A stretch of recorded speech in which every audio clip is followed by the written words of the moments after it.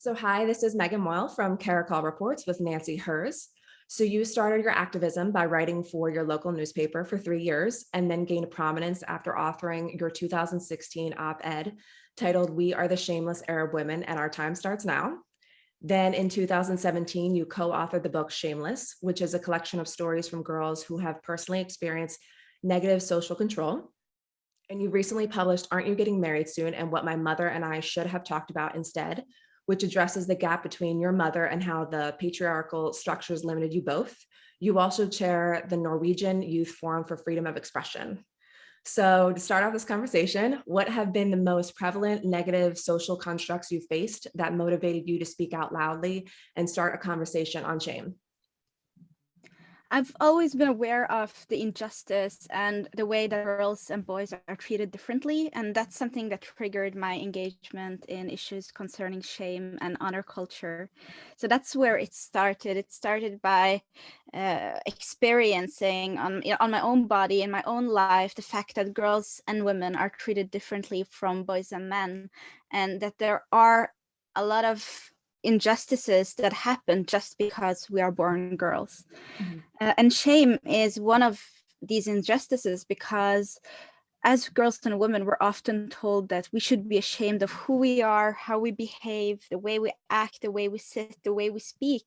And Yeah. this isn't something that only happens in the culture that I was raised in. This is something that is universal. And that's why I'm a feminist. And that's also why I think it's so important to fight against the shame culture that is created around us. So what have been your biggest struggles overcoming shame, and what would your advice be for someone experiencing it in their own lives as they try to live their life authentically? I think that we all experience shame, regardless of gender, even though I believe that girls and women experience it more. Mhm. And I think that it's important to be able to identify the feeling of shame because it's something that we often don't have the language to talk about.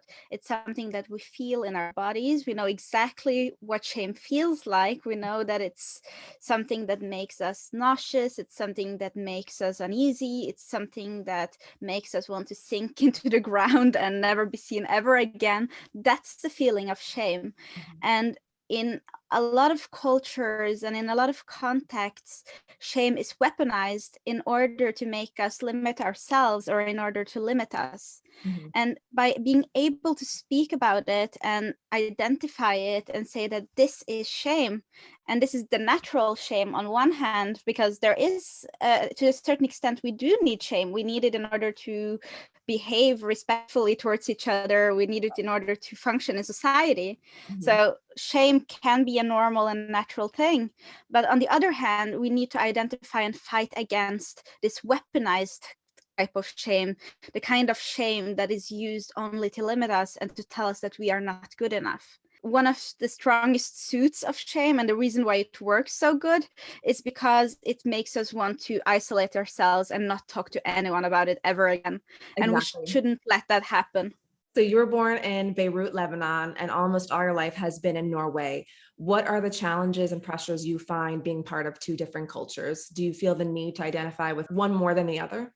These are two very big questions. And I think I'll start with the challenges. I think that one of the challenges that I've faced is being raised in one culture at home and another one out in society. And for many people, that can be a simple thing, it can be a joyous thing, it's not necessarily a problem. But sometimes the contrasts become so big, and as a young person, you're not sure of whether you should belong to one or the other, or you might even feel guilty because you identify with one more than the other. Or I think the case more often is that other people tell you that you should choose between one or the other. And that's when it becomes problematic. For me, it has mostly been problematic because other people have told me that you have to choose between your identities. And it hasn't been explicitly said, but it has been implied. For example, by the experience of racism, which I have experienced, which I know that a lot of people who look like me or who have the same kind of identities as I do have experienced. Because when you experience racism, it's basically someone telling you that you are not part of this culture, you're not good enough for us, and they're putting you in this box of the others, which can be very painful. And we have seen how racism can have really fatal outcomes.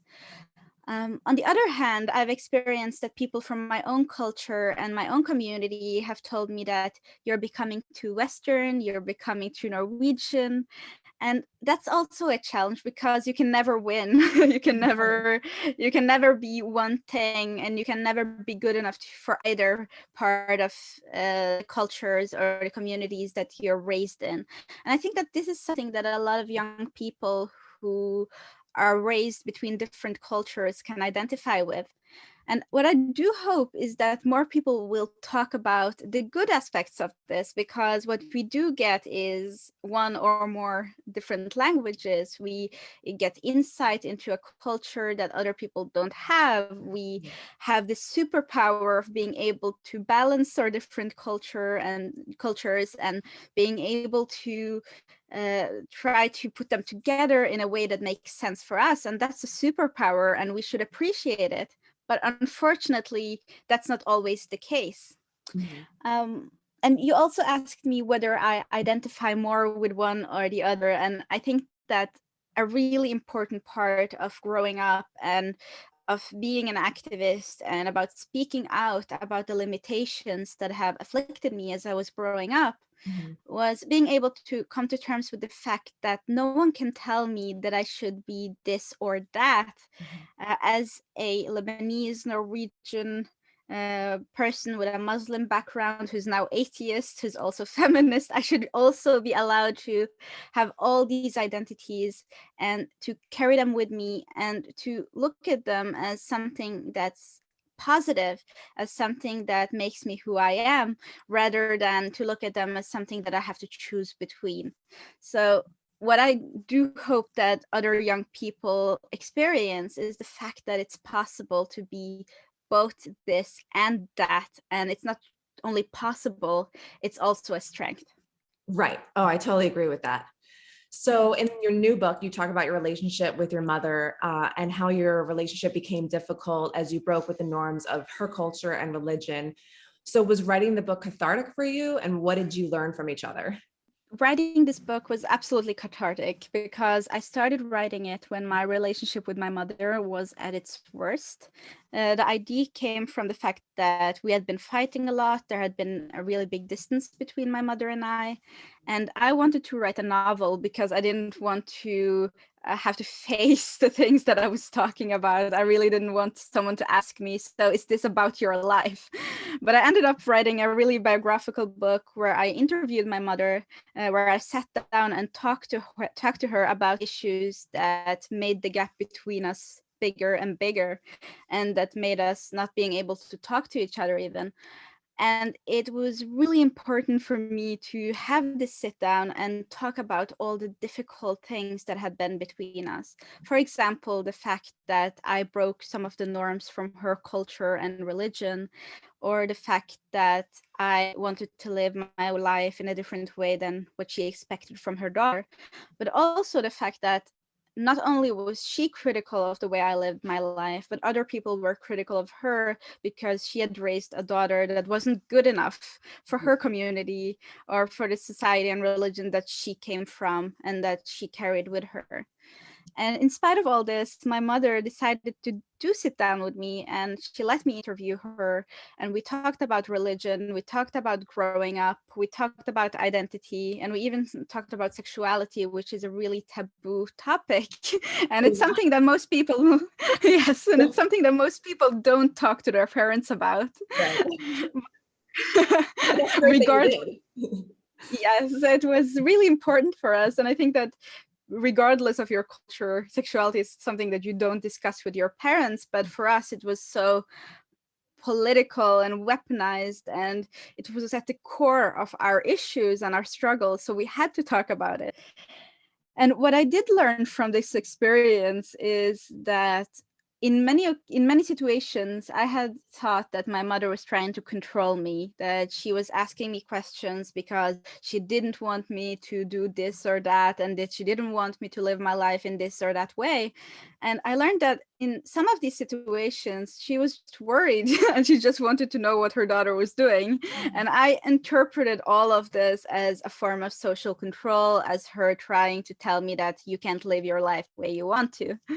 So that's something I learned from talking to her, that you shouldn't assume what the other person is thinking or doing, even though that person is your mother, who you've lived with the most of your life. And also what I learned is that the things that I do and the way that I live my life doesn't only affect me, it affects her, it affects our community, it affects my father, it affects my siblings. And I don't think it means that I shouldn't do these things, but maybe be more mindful of who I'm really fighting against. I'm fighting against patriarchal structures. I'm fighting against the limitations that tell me that I can't live my life in a free way, in an authentic way. I'm not really fighting against my mother. And she's just as much the victim of these structures as I have been. What I do hope she's learned is that life happens. And she has said this in the book, that life happens. You can't control it. You can't control your kids. Regardless of how you raise them, they will become their own people and they will go out there and do their thing. And something that moved me deeply is the fact that she was able to tell me that I have to accept you regardless of who you are and how you live your life. And as parents, we just have to accept our children, and we can try to change them, but we'll fail. So the media has such a fast turnover, and with more people finding their voices on social media, whether that's good or bad, I wonder what your feelings are on cancel culture. So for example, as more men become aware of the treatment of women with Me Too and pay inequality in the workplace, their opinions change. So do you feel that they should be able to find a safe space in the feminist movement, even if they've posted differing opinions in the past? I think that what you're asking is really two different questions. I'll start with the first part, which is about cancel culture specifically. And I personally think that this is a really difficult question to discuss. And just in order to try to put put it in perspective, I would say that cancel culture is not about you not inviting me to this episode, because this is your space. You're allowed to invite whoever you want. And if you weren't to invite me, that wouldn't be cancel culture. However, if you did invite me and then you called me the next day and you said, you know what, Nancy, some people have been skeptical about you and I don't think that we can have you here, that would in some way be cancel culture. And I think that this is something that affects the public sphere and the public debate negatively. On one hand, because it limits the amount of voices who are able to be heard, but also if I was spreading misinformation, if I was saying things that people were legitimately skeptical about, it wouldn't make these opinions go away. It would just make them go into some kind of, in Norwegian we call it ekkokammer. It's like an echo chamber where you will just go and talk about it with people who believe the same things you do. So they wouldn't disappear. They would just be legitimized in a sense, because then I'll feel like, oh, everyone knows that what I'm saying is true and that's why they're afraid of it. Basically, to just put it simply. So I think that cancel culture might be both dangerous for the public debate, and it is also problematic because you might be legitimizing voices that you really don't want to give an arena, just because you're telling them that, oh, you're too dangerous to be heard or whatever. So you're just putting them in the corner. That corner is growing bigger. So to what you're asking about men in the feminist movement and what you're asking about being able to change your mind, I think that this is an important principle in the public debate, in being able to express your opinion. And I think that this is something that should be accepted, that you're able to change your mind if you're sincere about it. And it should be respected, because that's a very difficult thing to do. And I see this a lot. I see that when we discuss different issues, we're often standing on each our mountaintop, and we're yelling at each other, Yes. and Yeah. we have our own opinion, and we don't want to listen to the other. So going beyond this and saying that, okay, I listened to you, it made me change my mind, I was educated, I got some more information, and this has changed my perspective, that comes with a price for a lot of people, because that's maybe even harder to do than to just be there shouting your opinion. So the answer is definitely yes, there should be room to change your mind. There should be room to be called in instead of being called out.